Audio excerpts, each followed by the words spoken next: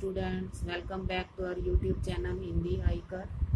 आज हम 11वीं कक्षा की पुस्तक आरोह भाग 1 के काव्य खंड की कविता पद पढ़ेंगे, जिसकी कवित्री मीराबाई जी हैं।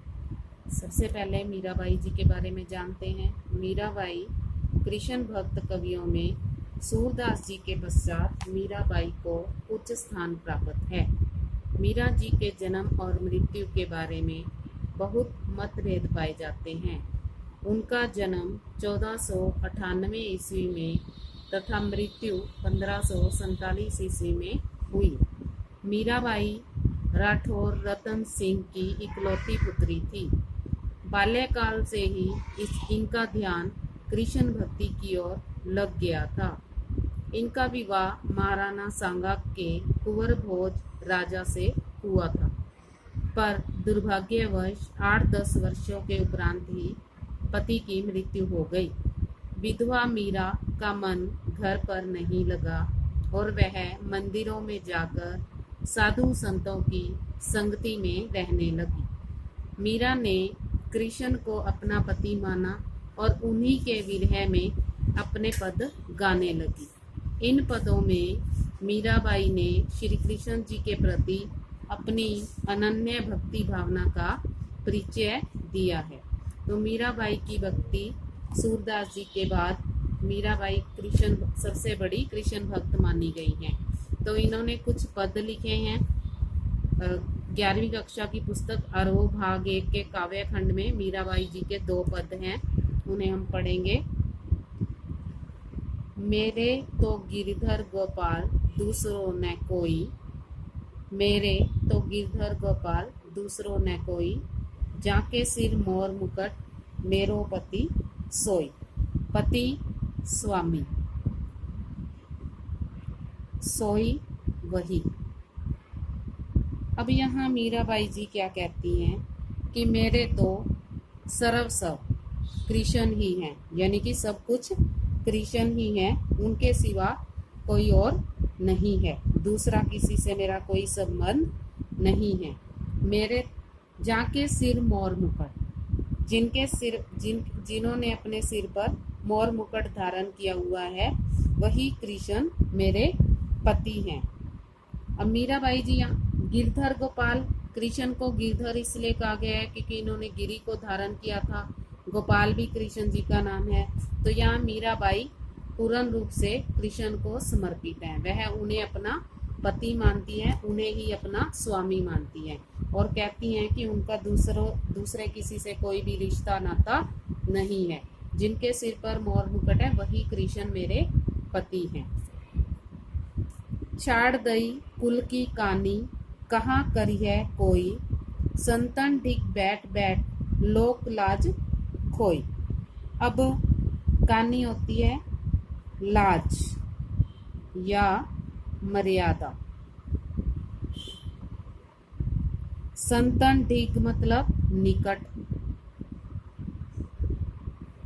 अब यहाँ मीराबाई क्या कहती हैं कि मैंने कुल की मान मर्यादा को छोड़कर श्री कृष्ण जी को अपना लिया है।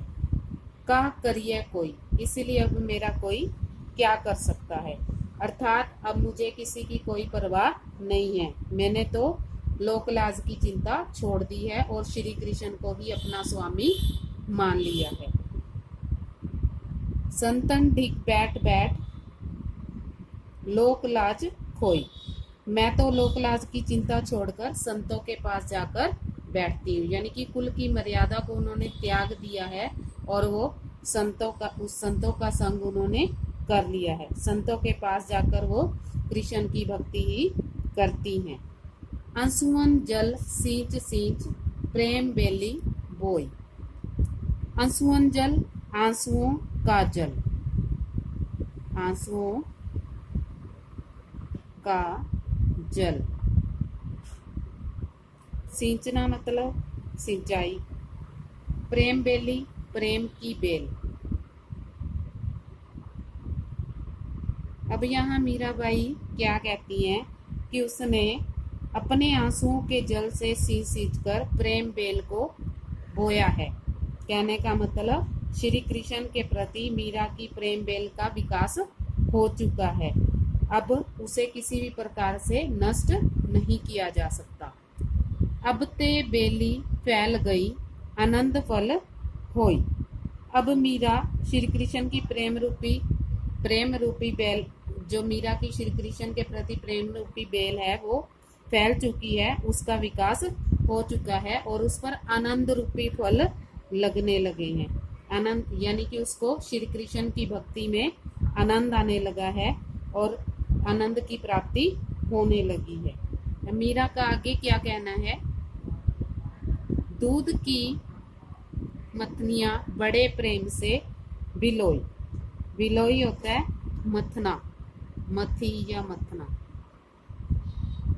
अब यहाँ मीराबाई का कहना है कि उसने कृष्ण की प्रीति रूपी दूध की भक्ति की मथनी से बड़े ही प्रेम से बुलाया है। यानी कि उन्होंने श्री कृष्ण की भक्ति को अब तक बड़े ही प्रेम से संचित किया है, इकट्ठा किया है, बनाया है और उसमें से अब जो प्रेम से उसने मथनी, कृष्ण की प्रीति के प्रति मथनी जो चलाई है, उससे क्या करती है वो?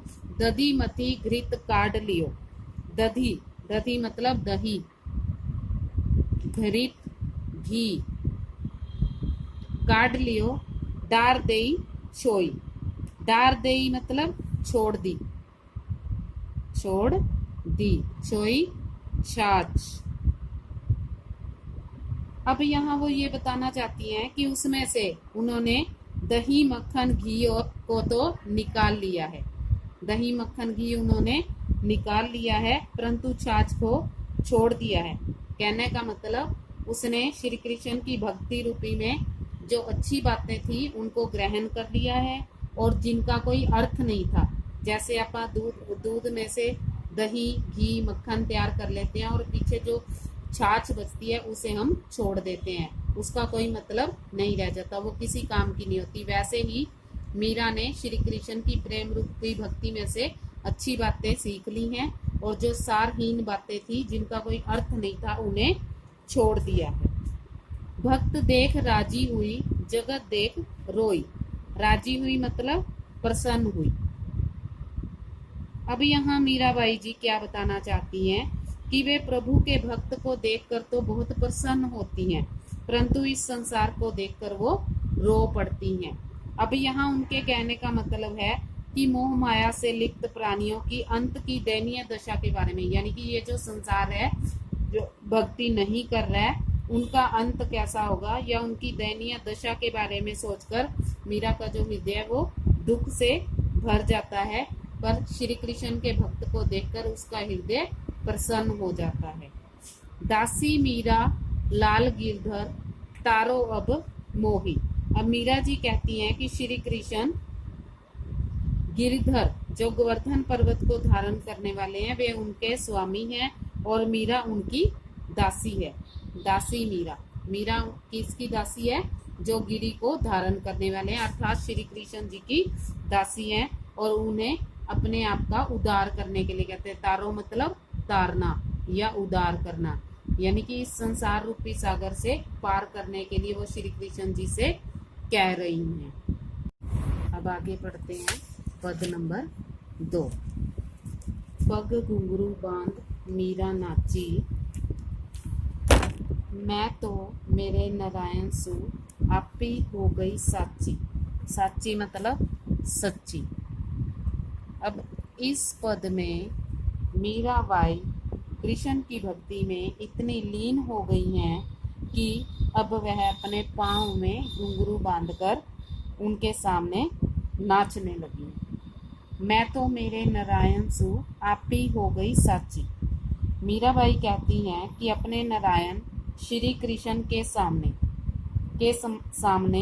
उसने अपने प्रेम और भक्ति का प्रदर्शन स्वयं ही कर दिया है। उनके सामने वो स्वयं ही सच्ची हो गई हैं, यानी कि अपने प्रेम की जो सच्चाई है उन्होंने कृष्ण के सामने व्यक्त कर दी है।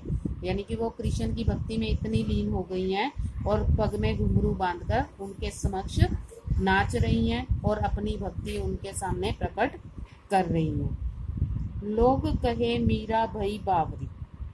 मीरा के इस आचरण को देखकर, यानी कि उसे इस तरह कृष्ण की भक्ति में लीन होते नाचते देखकर जो लोग हैं वो लोगों ने उसे बावली कहना शुरू कर दिया, यानी कि पगली कहना शुरू कर दिया। वे मानते थे उनके अनुसार, इसीलिए वो उसको बावली कहते हैं, क्योंकि मीरा जो है एक विवाहित स्त्री है और उनका कृष्ण के प्रति प्रेम में मगन होकर इस तरह नाचना उनको सही नहीं लग रहा था, अनुचित था ये। न्यात कहे कुलनासी, न्यात मतलब कुटुंब, जो उनका परिवार के रिश्तेदार सगे संबंधी थे। कुलनाशी मतलब कुल का नाश करने वाली, कुल का नाश करने वाली।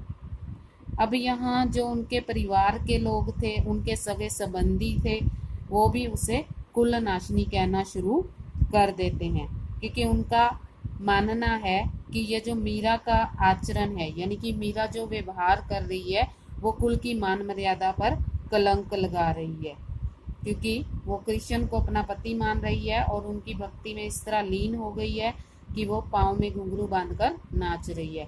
जो लोग हैं वो भी उसको पगली कह रहे हैं, और जो क्योंकि वो विवाहित स्त्री है इसीलिए वो कृष्ण के प्रति उसके प्रेम में मगन देखकर इस तरह उसका नाचना उन्हें अनुचित लग रहा है। और उनके जो परिवार वाले हैं, रिश्तेदार हैं, सगे संबंधी हैं, उन्होंने भी उसे कुलनाशनी कहना शुरू कर दिया, क्योंकि उनका मानना है कि मीरा का इस प्रकार का जो व्यवहार है ये कुल की मान मर्यादा पर कलंक लगा रही है। विष का प्याला राणा भेजिया पीवत मीरा हासी, मीरा के इस व्यवहार को देखकर जो राजा थे उन्होंने उसके लिए विष का भरा हुआ एक प्याला भेजा। मीरा तो कृष्ण की भक्ति में इतनी खोई हुई थी कि पीवत मीरा हासी, उसे पीते ही, पीवत मतलब पीना, हासी मतलब हंसना, और विष मतलब विष, जहर, विष। अब यहाँ उसके इस स्वरूप को देखकर मीरा के राजा ने उसके लिए जहर का भरा हुआ प्याला भेजा, और मीरा ऐसी कृष्ण की भक्ति में इतनी खोई हुई थी कि उसने हंसते हुए उस विष के प्याले को पी लिया। अब मीरा क्या कहती हैं? मीरा के प्रभु गिरधर नागर सहज मिले अविनाशी, सहज मतलब आसानी से। मीरा कहती हैं कि मेरे प्रभु तो गिरधर, गिरी को धारण करने वाले, गोवर्धन पर्वत को धारण करने वाले हैं, वे अनश्वर हैं, वे अपने भक्तों को अपने अविनाशी स्वरूप में बड़े ही आसानी से मिल जाते हैं। कहने का मतलब जो कृष्ण से सच्चा प्रेम करता है और उन्हें उन भक्तों को वे बड़ी सरलता से ही प्राप्त हो जाते हैं। अगर आपको ये वीडियो पसंद आती है तो लाइक करें, शेयर करें और चैनल को सब्सक्राइब करें, और साथ में दिए गए बेल आइकन को अवश्य दबाएं ताकि नेक्स्ट वीडियो आपको जल्दी से जल्दी मिल सके। धन्यवाद। और अगर आपका कोई सजेशन हो तो आप कमेंट बॉक्स में लिखकर भेज सकते हैं।